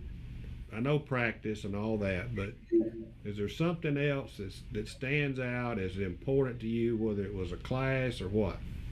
Well, I touched on it earlier. When I watch somebody with some promise, and they'd be shooting, they'd only get a limited number of tosses with the instructor, like in this case, be Mad Dog and I was setter. I would pull them off to another practice table and say, "Listen, let me show you what I think you make a difference to you." And I hope I made a difference to some of them because I could see the results almost immediately. People teaching, it's awful hard to control this when you're just dingling, just barely touching the dice. Okay. Yeah, Okay. Now, if you look at it, I've got control of the dice here. Look at that. That is control. right. Okay. Now, the deal is, I would show them this, and they would improve them almost immediately. They could see some differences. But what they have to watch out for, your hand, you have a tendency to move. But I placed my finger between that and felt that crease so much, I knew when I was there, just by not even, you know, Oh yeah. boom, you know. After you throw so many times, you can tell as you touch the dice whether you're in the right spot or not. If I keep seeing a consistent one dice off a little bit, it's okay. It feels right, but it's not right. I've got to move this finger over just a hair.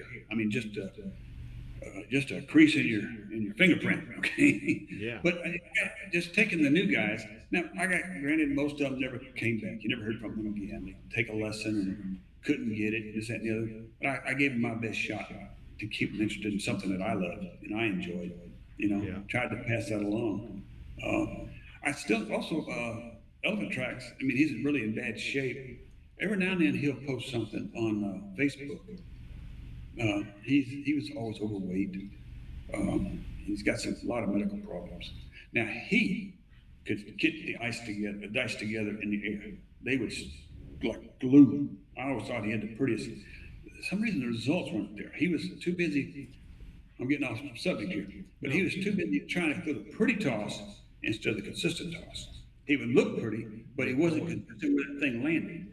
Yeah. Okay, you got to get that dice, and I would work on him because he talked about David, your toss, boy, you got it, you got it. I said, Element, I said, Trax. His name is Tom. I said, Trax, we call him Trax. If I had your toss, I'd quit. I said, what do you mean? You always win. I said, well, your dice are so pretty in the air, but he would have this high, and it would just, but they're together, and then but it's way up here. I said, I want it down here. I want that toss way down here, and I'd get him and start. He had a two-story garage, and he had a table in his garage. He lives in by Dallas, and get in there and mess with him a little bit, and I tried to help as many people I could. And also people, I invite anybody and everybody to come to my house. If they're in San Antonio, stop by. Yeah. The table's here. There's a guy, he died. He was a liquor store owner, Freddie something or other. He walked around with a box. He was so short, he had to stand on a box.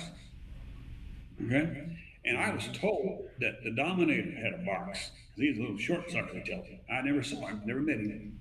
I met a lot of guys in that class in their school. I forget what the name of the school was. You know what I'm talking about? Dominator Golden Touch, you talking about? Golden Touch, yeah. I met some of the guys. We threw together a few times. You could tell they all had the same thing as another. I said, where's Scaletti and Dominator? Oh, we're not allowed to play with them. I said, what? That's what? Yeah. Nah. They wouldn't play with the students. No. When I was coaching and stuff, no, I'd get out there with them every time. So heavy course, does. Oh yeah, absolutely. Yeah, that's part of the game, part of the gimmick, I guess. Not gimmick really, because he does teach well. Yeah, but that's who Heavy is. Heavy plays. You get the good, bad, and the ugly. Whatever you see is what you get that day. Yeah, he sure changed my life in a way. Because all those years that I did this, I mean, it was years. I probably spent almost 100 hours practice for every hour I spent actually throwing. Because like I said, I didn't throw much, but when I did throw, I meant to win. I had to have the conditions right. The table controlled by my people, or nobody at the table. Really, if it was busy hours, late night and evenings and stuff, no, I'm not going to be down there. I really agree with you. I mean, I agree with you 100%. I'm guilty of not following what you just said, but I agree. Most of it, it's the excitement of the game. Really, it's really. Well, I think it depends on where you are and how long you're going to be there and all these things involved. But I tell people, don't play if it's not to your advantage to play at that point. Absolutely. One of the first things I forgot about that I used to do when I walk into a casino, the first thing I do is go to the list to wash my hands. Mm-hmm. Now, I used to carry chalk in my back pocket until somebody said, David, that's illegal. You're putting illegal substance on the dice. It was really to keep my fingers dry. Right. But what Stanford Wong told me? He showed me he had a little face cloth in his back pocket, and it was damp on the inside, okay, and dry on the outside. So he could stick his hands in his back pocket, get his fingers clean, and he's good to go. So I started doing that too. Little simple things. So I still prefer to go to the bathroom, maybe for other reasons, but well, we all gotta go. Yeah, I wash my hands because I think I've had 3 beers in all my trips to Vegas and all my trips to Tunica and Biloxi. I think I've had 3 total beers total. I can't say that. I cannot say that. My money's on the line. My mind's going to be right. Well, I don't drink when I'm shooting. Shooting, yeah, that's a good idea. I mean, good. I might have, people ask me that because they'll see me like tonight. I'm sitting here sipping on a little glass of bourbon while we talk. I got to do this. They make a Crown Royal back there, but my son handles that when he comes over. Yeah, but you don't. it's not to your advantage to not have your wits about you when you're trying to gamble, Yeah. right? So Yeah, you got that right. I've seen a couple guys out there doing that. Some of our guys, oh man, come on, don't. You just be all that money that you put in your back pocket is going to come out. my, You my know, my biggest problem is for me and the wife when we go. It's about 4 hours to Tunica. I mean, to Tunica, and it's 4.5 or so, 4 hours 45 minutes down to Biloxi. So I can go either one. It's an easier drive to Tunica. Not as much traffic. I'm just headed towards Memphis on I-22. It's not so bad. But we'll leave midday or mid-afternoon on a Friday and drive down, and then we're coming back Sunday morning. So for me, there's a short period of window of time to try to take advantage of it. Yeah. And of the time there, so it's tough. But what I will do, like if I'm at the Hard Rock, they'll have 4 tables going on Friday and Saturday night. I'll table hop.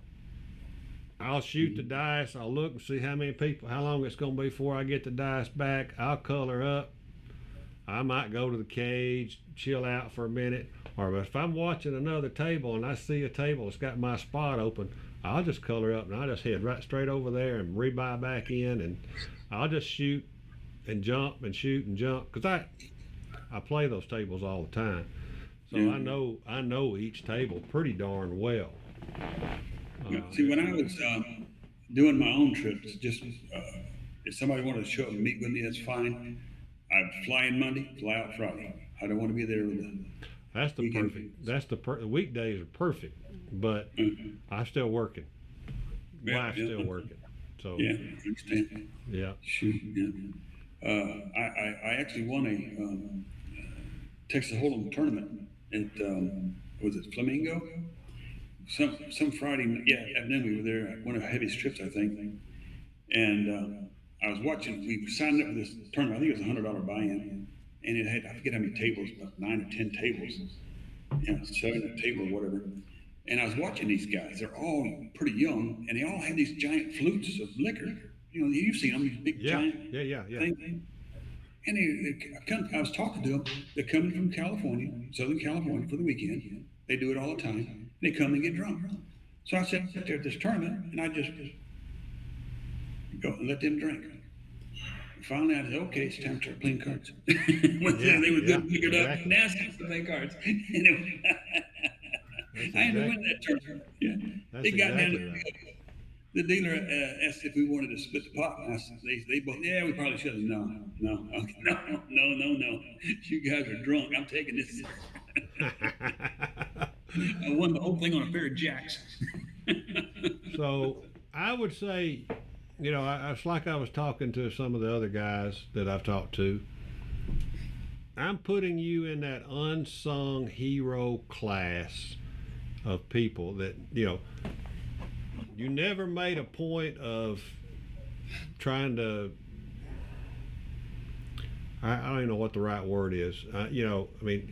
Howard does classes and this and that, and Heavy does. Everybody's got these reputations. D.O.S.A had a reputation, but it was within a tight circle. Am I correct? Yeah. And so we're introducing you and your story to people from now on that are just learning craps and just learning the history, and that's what the whole idea is here. So I got a tip from I don't know who told me to give Heavy a shot. That's what I did. And that was a good decision, wasn't it? Oh, hell yeah. For D.O.S.A, that was a good decision. Yep. And you of course you played with Bo Parker as well, dice coach. Yeah. Roadrunner was a good guy to get to know him. He passed some time ago. He was a tight buddy of Heavy's. Yeah. He lived there in Vegas. Did you play with South Shore Swami? Once? Okay. I'm trying to pull these names out of my memory bank too. Him and Heavy were tight before I got involved, I think. Really tight. And I only ran into him once there. I want to say it's New Orleans, or Orleans, what do they call it? but that's the only time I saw him. I got, you know, I got, I had two people ask me to toss for money. They would pay me just to toss. Right. And I said, no. Both times I Good. said, no. Why not? And they said, why wouldn't you, man? We can make a lot of money. They said, they do all the finances. And I said, no, because then it's not fun. Then I've got to do it. Here I can just do it, Yeah. you know. But one guy wanted to furnish, he's very rich.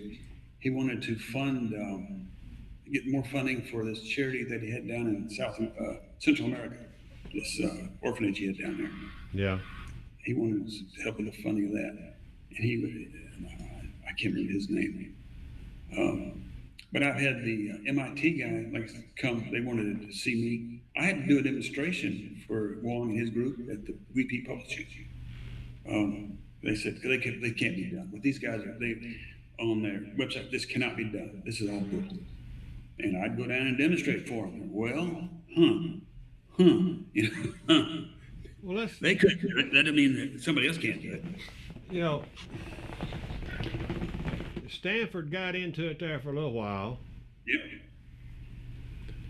and then he kind of threw in the towel and left. Do you know anything about that story? I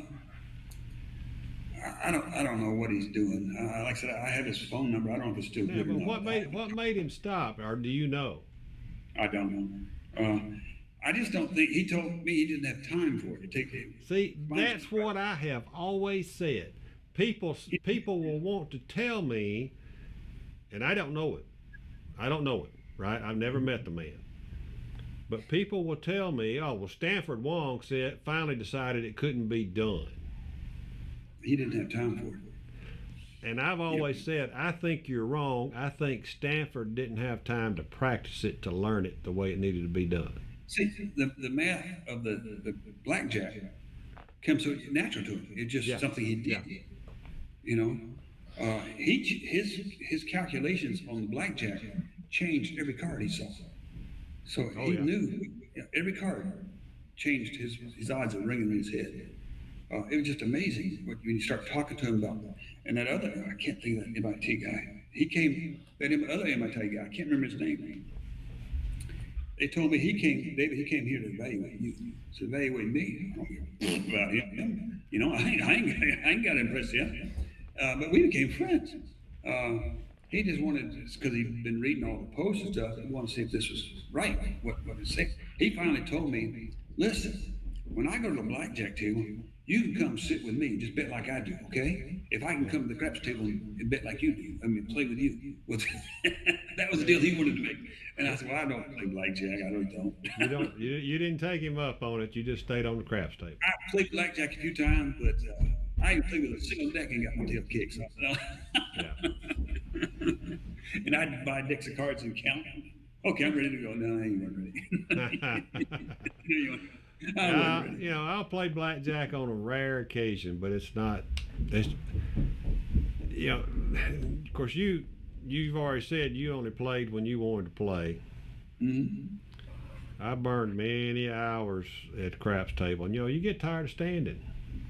Yeah. And so, I used to, back in the old days, back in the 90s, when you could find it, I'd go sit down at a Caribbean stud table.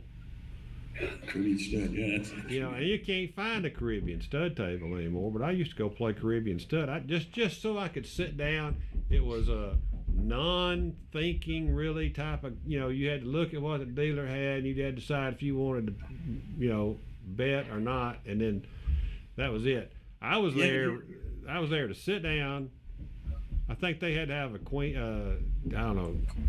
Yeah, Queen 4 was the minimum or something. So Ace Queen 4? I can't remember. It was something. You had to be able to beat that or something. Yeah, I can't remember either. But you know, I'd sit there and I'd be one of those dummies that would set $1 down. Or back then, you had to drop the $1 in the slot to do the progressive bet. Mm-hmm. I'd sit there and drop that $1 in, put my $5 down. But every once in a while, you get a full house, and that thing would pay like $800 or something, and you know, you'd be like, okay, I like it. And then you'd have another wad to go back to the craps table with it. But I'd go do that just to sit down and rest my legs. Caribbean Stud's got some of the worst odds, if I recall. Have you ever gone to that website, Wizard of Odds? ODDS? I'm familiar with it. Yes. Yeah. Back in the day, I haven't been on it in many, many, many years. They would have, you Now could practice. he doesn't believe that what you do can be done. No, it can't be done. Mhm. But these guys are all mathematical. Their mind doesn't think like most people. Okay, I mean that left side brain is going crazy with them. They just numbers. Yeah. So they don't have to practice. Right. Thousands of hours that you and I put in, they can't see it. And they will tell you over the long haul you're going to lose. But you know what? You're not at the table for the long haul, and I'm not at the table for the long haul. We're there for a minute period of time. Yep, just a flash. Get it and go. You got to get it and go. Yeah. I've left many a table after I had a good hand. So, okay, that's enough. I don't want to get big reputation. One of the craziest things I ever did, and it hit me when I walked in the casino. I'm walking in with Stanford Wong, and you got the facial recognition, and he can't play black. He's not allowed to play blackjack. Right. I said, well, this wasn't very smart. As I walked in, I want to say the TI, but I said, well, this can't be very smart. Me going in and they know it's the guy's a non-professional gambler. This can't be smart. This can't be good. He liked to drink some strong beer. Let me tell you. I don't drink. He bought me a beer at one bar, and I took one sip. I said, holy, I've never tasted a beer so damn strong. He said, what, don't like it? And he ain't gonna waste a penny. Right. Okay. He drank my beer. I said, I ain't gonna drink it. You ain't gonna waste a penny. He drank that beer. You didn't like it, so he just drank it. Holy my God. I said, drink that, I'll be on the floor. Well, so when you did the little show for him there at his publishing company, what was the outcome? Well, we converted one of their big guys, one of their big blackjack. I can't remember his name. He started posting on our board then about some of the math involved in it, etc. And he would correct some of the stuff I'd posted. No, that can't work. There's the math to it. And he would. I'm like, well, hell, he's right. Because he was all numbers. These guys that count the blackjack cards. And I wanted to make a math mistake. He'd be there to correct it. He went away, but I got him. He was converted enough that he wasn't going to spend all the time practicing, but he would help us out with the math. That's the problem. They don't like to practice. No. But that day, they had a room set up, and they were in chairs, whole little desk type chairs all throughout the little hallway there, about 10 of them, I guess, or more. And they had this little practice rig set up, and they couldn't see the landing of the dice because of the sides, but they could watch them fly. And again, they were, how are you making them stick together? Well, it's practice. And so they'd get up and start watching how they land. Do you always want to hit that spot? I said, if that's the spot on that table, yeah. That's the spot I find on this practice rig, yes. Yeah. Well, that brings a whole new ball game to it. And the dice flying together. Listen, the dice, they don't have to fly perfect together. They don't have to. It's better if they do. But if you get a certain roll, like something like this, that's not bad. Okay? If you can get them to get something like that, that's not bad. You're gonna come out in the long run. But you've got to be consistent and know what that result's gonna give you. That's why the practice is so important. When you see that flight, when it hits the table and when it touches that back wall, it's a beautiful thing when it comes together. I was going to tell you about the video they sent me. Yes. The guy Jim, Heavy's good buddy. Jim, God, he was way overweight. I can't think of his handle now. Oh, he sent me this video of this slow motion. I want to say the toss because I saw the angle it was coming in. I want to say it was elephant tracks. I could be wrong. Just by the way the dice was coming in, it hit the table. You could see it just rotating perfectly, like his dice did. But when the thing comes in, it hits real near the back wall, bounces up onto the back wall. Okay, I'm like, holy shit, this is now a random result, and it came down perfect to the toss. I could see the dice. He was sitting on the hardware set, and when the dice finished, it was hard 10. And they kind of, what'd you think about that? I said, that was a random toss. He said, exactly. I said, that's all I keep it. Exactly. That was a random toss. It bounced up into the pyramids. Yeah. I mean, it was so pretty in flight, though. And you saw it, and it hit, and then if I can find that thing, I'll send it to you. Yeah, do that. I will. You know, because I have videoed some of mine for the heck of it in slow motion over the years. I don't do it very often. No, I'd probably be discouraged. And the one, you know, the ones I hang on to are the ones that are the train wrecks. Yeah, I mean, yeah. Yeah, I mean, because I was like, I can't believe those dice did all that stuff up in the air, blah blah blah, and they come back down, they landed like that. Here's another thing I came up with that nobody was thinking about. I did not mind the dice separating a little bit in flight. No, I don't either. Okay? Because if they're flying like this, stuck together, perfect, okay? They're going to bounce. One's going to lean one way or one the other when they hit. That's when you just they're going to clang into each other. So I don't mind that little separation. And this was a voodoo when I first started. This is voodoo. No, you can't do that. It's, well, that's the way it works, guys. Yeah. You know, I just tell you what I see from my results. I don't mind that little separation in flight. No, that don't bother me. I don't either. I mean, we all try to keep them pretty close because you're trying so hard to keep the rotations the same, I guess. So mentally, you think they need to be glued together, but they really don't. In fact, I really think you're better off if you end up with an inch or maybe 2 inches. Myself, because they're not as likely to clang. If they're flying tight and they hit, they're going to clang, and one of them's going to go off to the side somewhere. I don't mind separation. No. And I got jumped on that pretty hard when I first came. The guys, look, let me show you something, man. There you go. You got to do that. No, you don't. No, you don't. No. My practice told me otherwise. Yeah. And I believe in my practice. You got to practice. There's just you got to. What the practice tells you is what you got to go with. You know. All right. Anything else come to your mind that you'd like to go over? We've been enjoyed this. About over 2 hours. Yeah, I really enjoyed this. I'm glad you invited me. I appreciate you very much for doing this. I will thank you again. I will thank you again for your service to our country. And you know, I'd love to know that someday D.O.S.A's got him a table again, and he's practicing and having fun with what he's always loved to do. Well, I don't know if wife's going to allow that. I don't know. I would like to. I may end up with just a practice rig, although I've gotten rid of them all. They got old and non-used and moldy and everything else. So they're all gone. These are from the gambler's store, Gambler's General Store. Yeah. I just opened it up tonight now. So. I gave some. You know, they're hard to get casino quality dice now. I went to this Friday. I gave away, I forget, somebody told me there's some kind of charity that used them for something. And I'd have bags and bags. Yeah. Gallon bags of them. As soon as they started getting a little warm, no, don't. Well, I'll give a little plug out. You might find this interesting, and I'll give out a little plug to some of the guys that are in this YouTube community that we're in. But for the last 2 years, we've done a charity, or they've done it. I haven't been to it. I've tried to participate virtually. Mm-hmm. They do it on Veterans Day weekend this year. It's in Vegas, so that's a problem as far as they got this big Formula One race coming in behind it.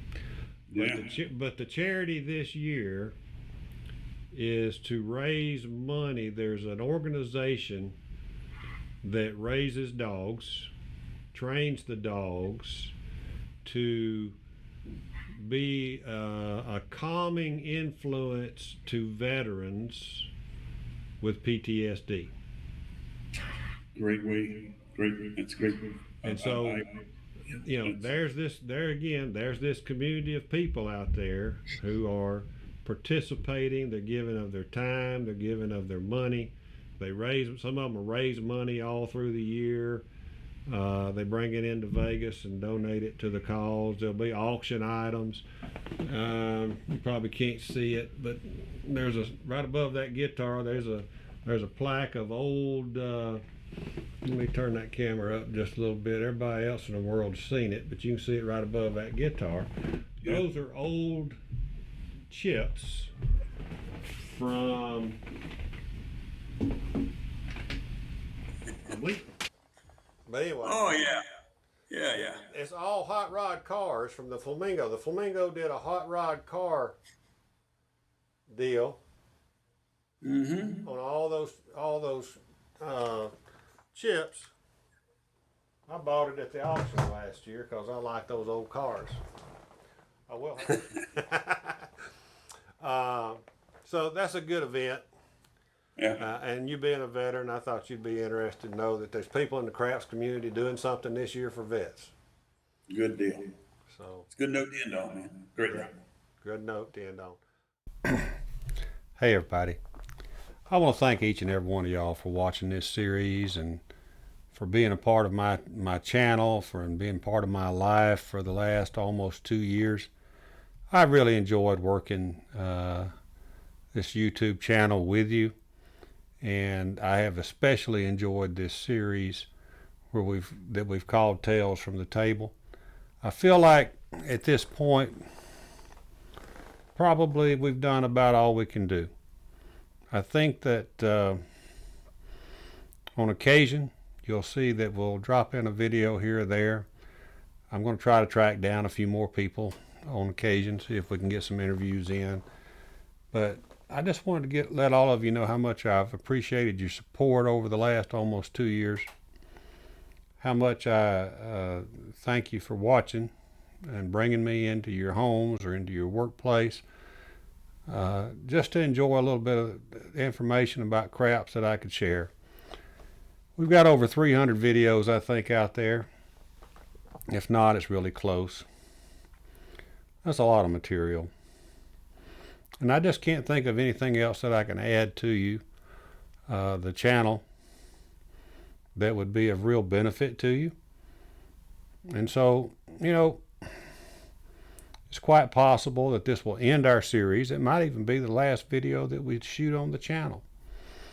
I appreciate you, though. I appreciate each and every one of you. I really do. And those who came to our Brownwater Bash, thank you. Those that tune in when we did lives and that kind of thing and showed us support, I appreciate y'all doing that. But right now, I'm tired. I feel like this is not really worth the effort for people now. There's so many channels out there, and the type of material that I have brought hasn't been real popular because, you know, it's kind of straight up. You know, it's either educational or entertaining, hopefully both. Hope we've entertained you and hope we've educated you over the last 18, 19 months. This isn't a swan song, but we may be fading off into the sunset. And so I thank you again. I want you all to know I really do appreciate you. A lot of you have become close friends. A lot of you I've not yet to meet. But keep an eye out on the tables. You never know, you might run into me. If you do, stop by and say hello. It doesn't bother me a bit. Not as long as I'm not shooting. And y'all know that. But if I've added anything to your game, I'm glad we did it. But I just feel like I'm at a point in time on this thing where there's so much garbage out there that you can't even find a decent channel anymore. And I don't want to be associated. Let me rephrase that. I don't want you to think because I'm in this gang of 300 channels or whatever out there that mine's just as stupid as theirs are.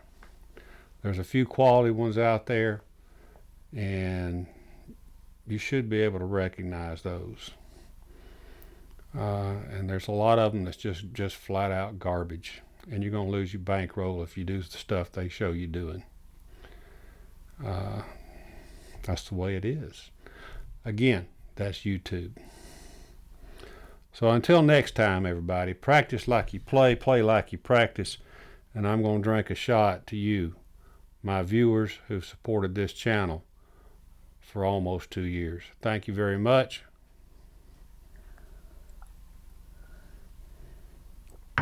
Have some good brown water right there. I've enjoyed it. Y'all go roll to win.